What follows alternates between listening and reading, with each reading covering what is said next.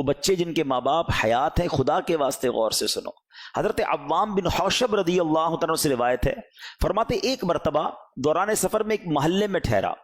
اس محلے کی طرف ایک قبرستان تھا، اور وہاں جب عصر کا وقت ہوتا تھا تو قبرستان میں سے ایک قبر شق ہوئی، قبر پھٹی، اور اس میں سے ایک قبر میں سے آدمی نکلا جس کا سر گدھے جیسا تھا، اور اس نے 3 مرتبہ گدھے جیسی آواز نکالی، پھر قبر میں گیا اور قبر بند ہو گئی۔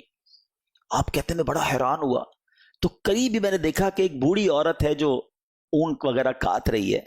ایک خاتون مجھ سے کہنے لگی تم اس بوڑھی عورت کو جانتے ہو؟ میں نے کہا میں تو نہیں جانتا۔ خاتون نے کہا یہ اس کی ماں ہے۔